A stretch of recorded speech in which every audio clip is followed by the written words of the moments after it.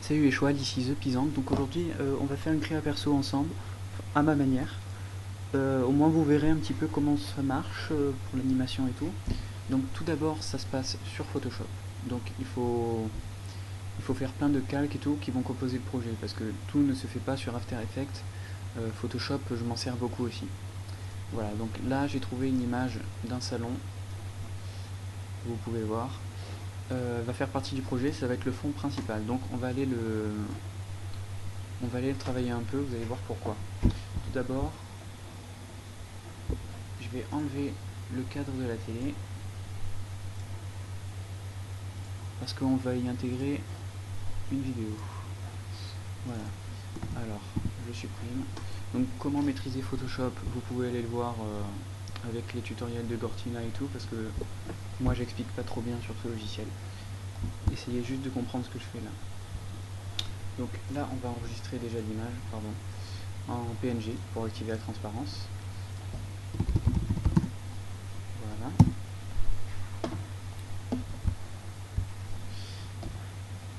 Mon ordi est très lent parce que j'ai After Effects qui est déjà lancé là et ça bouffe le processus. Voilà. Alors, une fois que ça c'est fait, on va découper le meuble avec les bols. Je le fais mal, hein, je le fais à l'arrache pour globalement vous montrer.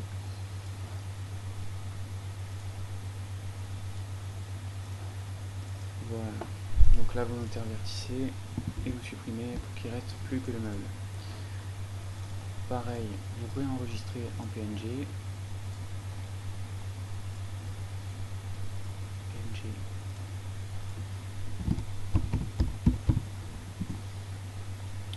Ok. Donc voilà. Alors c'est pas encore fini avec le fond. On va reprendre l'image de base. Donc là je ferme. L'image où j'ai découpé la télé.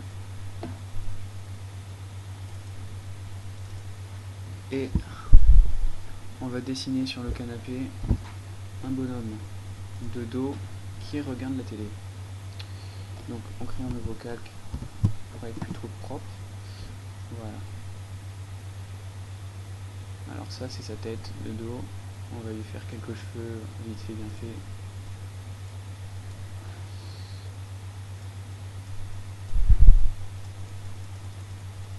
Voilà, on va dire qu'il a une grosse calvitie.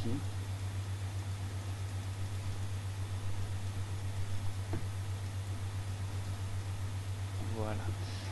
Ensuite, on va découper le canapé là, pour que ça reste propre quand même.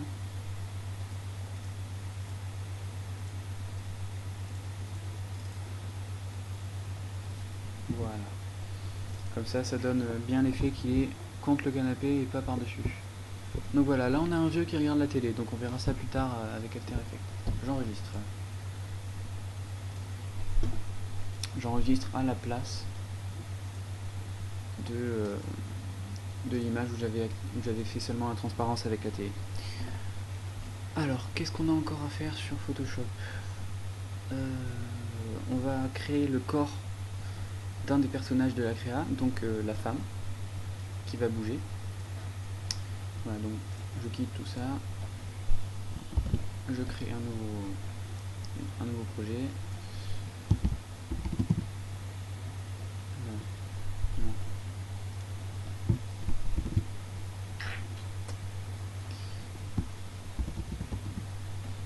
Voilà. Alors, on intègre la tête. Non, pas besoin, même pas besoin.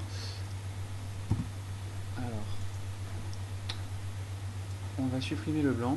Bon, c'est mes techniques, hein. Je sais qu'il faut jamais travailler sur un seul calque, mais moi je suis un rebelle, ok. Voilà, alors on va faire le corps de la femme tout simplement. Voilà.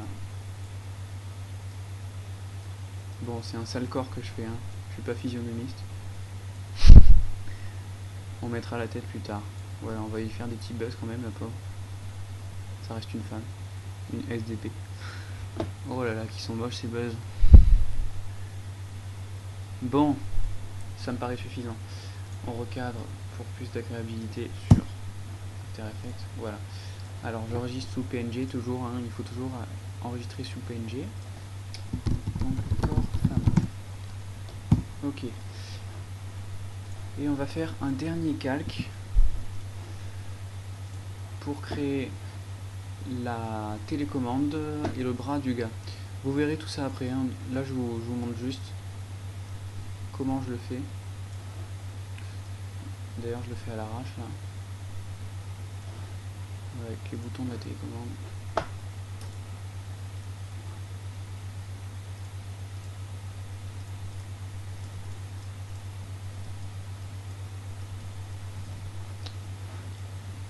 Voilà. Je mets le bras du gars.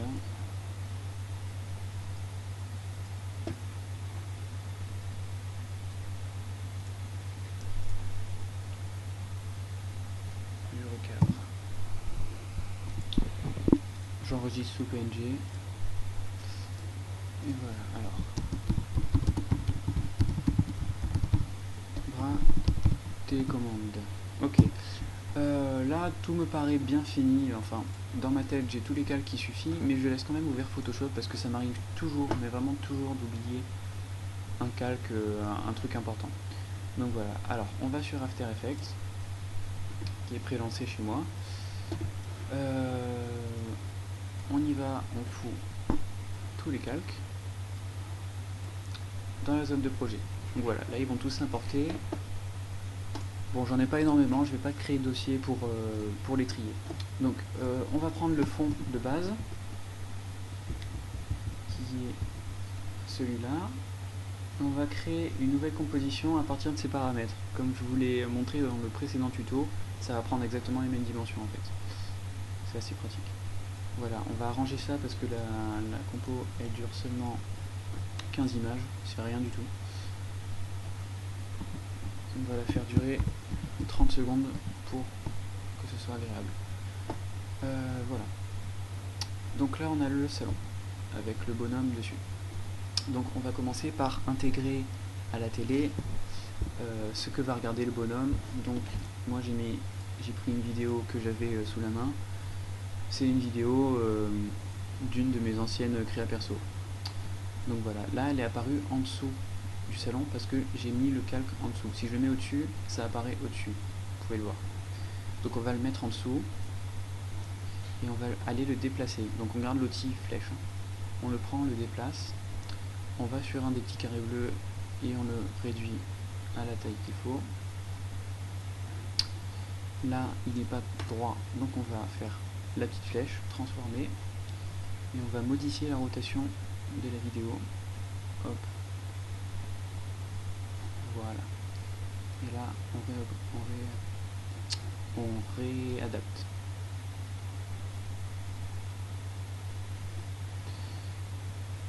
Voilà. Donc là, on peut voir que la vidéo ne déborde pas de la télé, même si elle est plus grande. C'est pour ça que je la mets en dessous. Voilà, donc on va voir maintenant que quand on avance dans la vidéo, dans le projet, la vidéo, elle avance avec.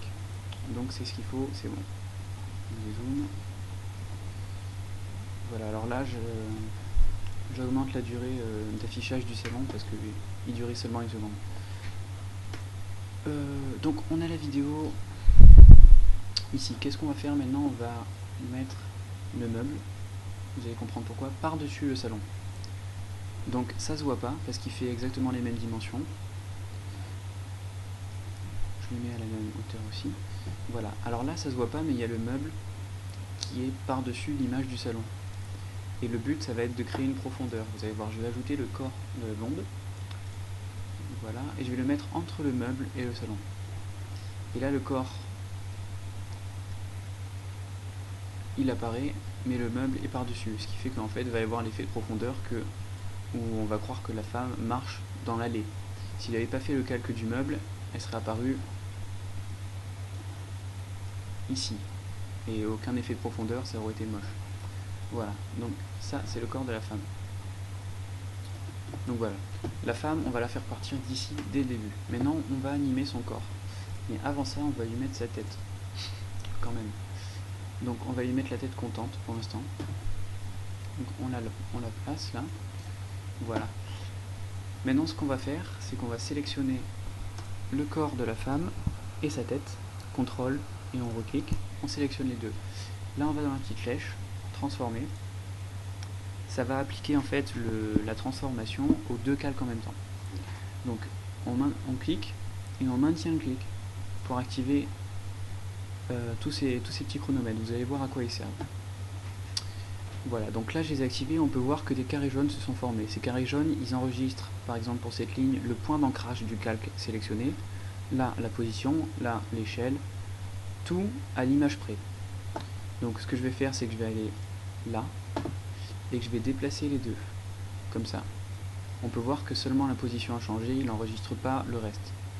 Donc un autre petit carré jaune s'est formé, ce qui veut dire que entre ces deux temps, la position elle va bouger. Ah bah ça, attendez, bon, ça marche que pour le corps, c'est pas grave. Voilà. Alors une fois ici, c'est bon, on continue, on va un petit peu plus loin, on fait là, ça donne un effet de marché de bas en haut. Voilà. Hop. Hop. Voilà. Alors sachant qu'on peut enregistrer et modifier la taille du calque dans le temps. Et là vous pouvez voir que le petit carré jaune s'est formé. Donc si on zoome, on va voir plus précisément le chemin de la personne et on peut l'arranger via les carrés là pour que ça soit plus visible. Et en cliquant sur les ronds, on peut accentuer la bosse. C'est un peu comme les masques avec Photoshop. Voilà, donc là on redézoome, on retourne au début, on peut voir que le corps il bouge. Il donne l'impression de marcher. C'est ce qu'on voulait. Maintenant on va y coller la tête. Donc on va refaire pareil pour la tête, transformer. Voilà. On se déplace. Voilà.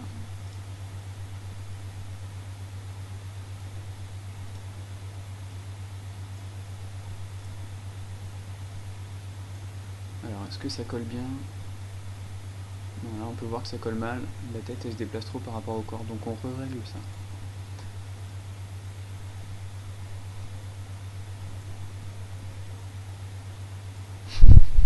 Mon père crie derrière, désolé.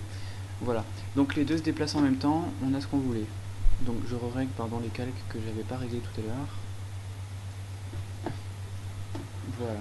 Alors là on clique sur prévisualisation RAM pour voir ce que ça donne en étant fluide.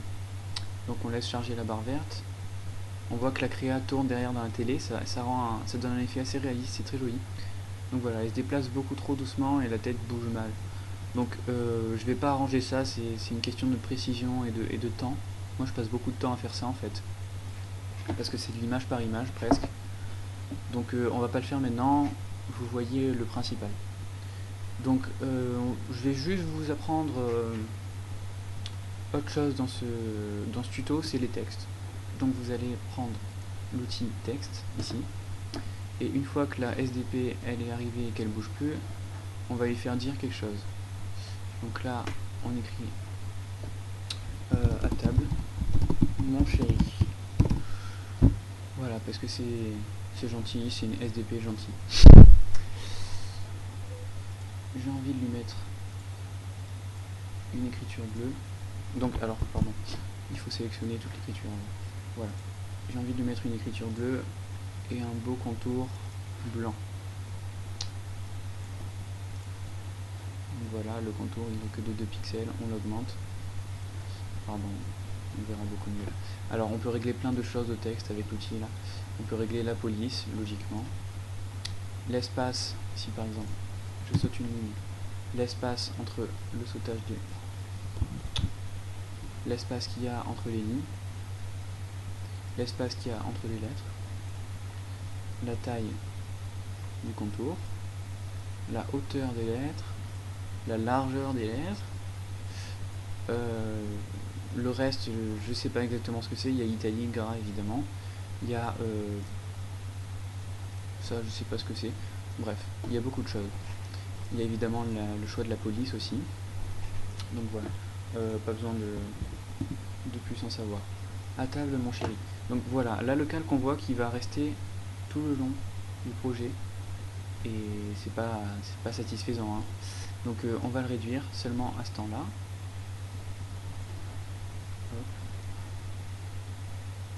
et on va voir que le calque il va rester seulement 2 secondes. Voilà, comme je lui ai dit de faire. Donc on va aller, pour donner un petit effet au calque, pour faire comme s'il sortait de la bouche de la dame, on va aller le transformer ce calque.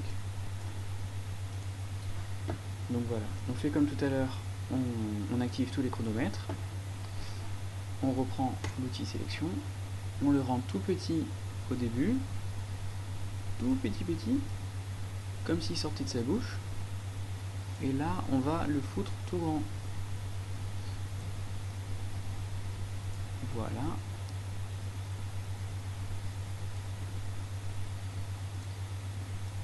Et là on lui donne un petit effet de mouvement pour que ce soit joli. Voilà. Alors, on dézoome, on revient au début, prévisualisation RAM, on regarde ce que ça donne.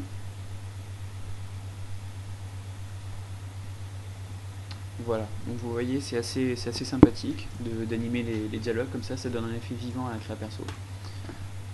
Je vous ai tout montré. En gros, il faut bien retenir que pour l'effet de profondeur, il faut faire des calques PNG. Par exemple là c'était le meuble. J'aurais pu faire plein de calques, un pour le canapé, s'il y avait eu plein de personnages. Et il faut jouer là-dessus en fait. Sinon pour la télé pareil, il faut rendre la télé transparente et mettre la vidéo en dessous pour pas que ça dépasse. Je vous remonte l'exemple. Là elle est par-dessus, on voit les cadres qui dépassent, c'est dégueulasse. Voilà, à part ça, pour animer les corps, moi je fais uniquement comme ça, il n'y a pas d'autre secret. Il faut prendre son temps et rendre les mouvements réalistes en s'inspirant de ce que vous savez. Pareil pour la tête. Après vous pouvez jouer avec... Excusez-moi. Après vous pouvez jouer avec tout plein de calques. Moi vous avez déjà dû le voir dans plein de mes créas perso. Il y a beaucoup de personnages, ils bougent les bras, ils font plein de trucs, donc faut pas croire, ça prend beaucoup de temps. Voilà, donc on fait le rendu,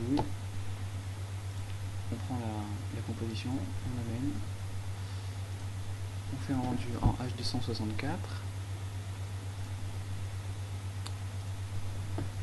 pas de sortie audio vu que ça va être un GIF, ok, on active le rendu, 450 images, ah quand même. Ah, non, c'est parce que je me suis gouré. 450 images. Donc on va évidemment... On va rendre la zone de travail seulement de 4 secondes. Parce que sinon en fait il va nous faire le rendu. Il va nous faire le rendu des 30 secondes là. Et vu qu'il y a 25 secondes où il se passe rien, ça prend 15 ans pour rien. Donc je recommence, excusez-moi.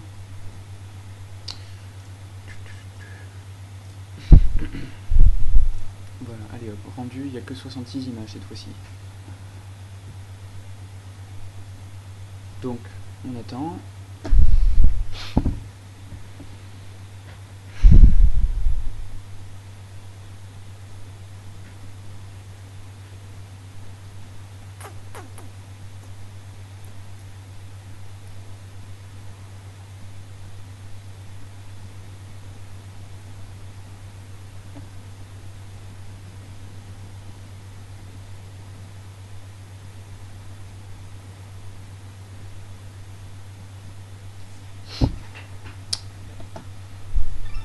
Voilà, alors le rendu est fait, j'ai pas besoin de vérifier, je suis sûr que ça va bien marcher, donc je ferme, j'enregistre pas. Je vous conseille d'enregistrer. Là c'est juste parce que c'est un tuto et que c'est pas très important. Voilà, donc on va à l'endroit où se situe la vidéo. Gros bug de la part de mon ordinateur, désolé. Oh, putain. Évidemment que je change de PC parce que là... Bon, on retourne sur Photoshop, qui heureusement pour moi n'était pas fermé parce qu'il met un quart d'heure à se lancer. On y glisse la vidéo, qui s'appelle comment? Elle s'appelle Salon. Voilà. On patiente, ça dépend des ordinateurs. Putain de ta race, la chienne. Merci. Voilà, on a la vidéo. Putain de bug. Bon, l'image est beaucoup trop lourde là pour un GIF, hein, donc on va arranger ça. D'abord, on va voir les paramètres du document. 15 images par seconde, ça me va. On va régler la taille de l'image. Ouh là là là là. Donc je vous conseille de le mettre en 650. Voilà. Voire même moins. Pour l'exemple, pour recréer le GIF, ça va être mieux. Voilà. Alors, fichier enregistré pour le web et les périphériques. Donc en fait, ce que je fais à chaque fois, moi, c'est que je crée une vidéo d'animation sur After Effects et que par la suite, je crée un GIF avec via Photoshop. Donc les deux logiciels me sont indispensables.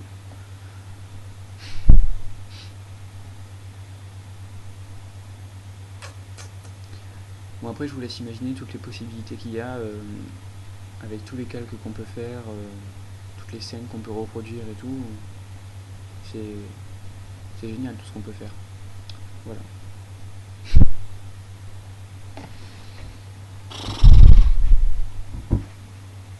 Cool. Bon, je vais pas aller régler les couleurs et tout parce que mon PC il va te canner sinon. Donc vous n'oubliez pas de faire toujours de mettre plus de 32 couleurs parce que sinon on peut voir que c'est dégueulasse. Le tramage pas en dessous de 70%, sinon ça devient vraiment dégueulasse. Voilà, vous enregistrez, vous pouvez évidemment vérifier le GIF s'il marche bien avant ça. Voilà. Voilà, je vous ai tout appris sur comment faire une créa perso. Je ferai d'autres tutoriels pour apprendre d'autres petites astuces sur After Effects. Voilà.